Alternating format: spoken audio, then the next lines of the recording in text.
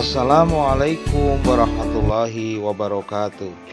Alhamdulillah, pada hari ini kita berjumpa lagi dalam pembelajaran tematik, yaitu tema 6 subtema 3, pengaruh kalor terhadap kehidupan, pertemuan pertama.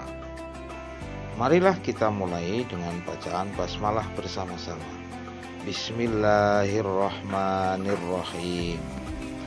Pada pertemuan kali ini kita akan belajar benda-benda yang dapat bersifat mempercepat dan menghambat perpindahan kalor, dan juga hasil kesimpulan isi teks penjelasan pada media elektronik secara lisan. Marilah kita buka halaman 66. Di situ ada bacaan dengan judul benda-benda dengan bahan konduktor dan isolator. Terdapat banyak benda di sekitar kita. Setiap benda tentu memiliki sifat yang berbeda. Oleh karena itu, pemilihan bahan harus sesuai dengan sifat yang ada dalam benda tersebut. Ada benda yang cara kerjanya dengan menghantarkan panas, maka benda tersebut membutuhkan bahan yang dapat menghantarkan panas dengan baik, atau yang disebut dengan konduktor, ya. Jadi konduktor itu artinya adalah bahan yang dapat mengantarkan panas dengan baik. Selain itu, di setiap benda yang cara kerjanya dengan menghantarkan panas, selalu dibutuhkan bahan isolator agar kita dapat memegang benda tersebut. Isolator adalah bahan yang tidak dapat menghantarkan panas. Ada pula bahan semikonduktor, yaitu bahan yang sedikit menghantarkan panas. Ada beberapa bahan yang digolongkan dalam jenis bahan konduktor, yaitu besi, tembaga, aluminium, dan masih banyak lagi. Pada dasarnya, semua jenis logam memiliki sifat konduktor. Contoh benda-benda di sekitar kita yang menggunakan bahan konduktor yaitu panci, wajan, kabel listrik, dan setrika. Sedangkan bahan yang dapat digunakan sebagai isolator yaitu kayu, karet, plastik, kain, dan masih banyak lagi. Ada beberapa benda di sekitar kita yang menggunakan bahan konduktor dan isolator secara bersamaan.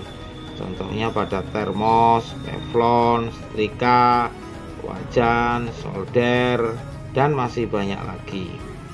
Perhatikan gambar teflon di samping itu, ya. Jadi yang di atas itu, ya, teflon yang digunakan untuk menggoreng atau menumis masakan tersebut bahannya konduktor dan juga ada isolator. Pada bagian utama atau bagian tengah teflon itu adalah bahan konduktor yang berguna untuk menghantarkan energi panas pada masakan. Sedangkan pada bagian pegangan teflon terdapat bahan isolator agar ketika memegang teflon tangan tidak terasa panas. Dari gambar itu dan penjelasan di atas, saya kira kalian sudah paham, ya. Jadi kita bisa melihat benda-benda di sekitar kita.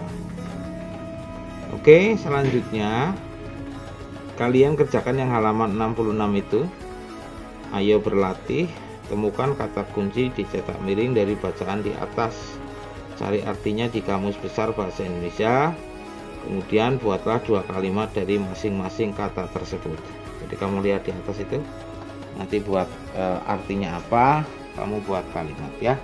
Itu ada 1, 2, 5. Selanjutnya kalian kerjakan halaman 67, ya. Halaman 67, silahkan, ya. Bacalah kembali teks bacaan benda-benda bahan konduktor dan isolator. Tentukan pokok pikiran dari masing-masing paragraf pada bacaan di atas. Tulis pula kalimat yang mendukung pokok pikiran tersebut.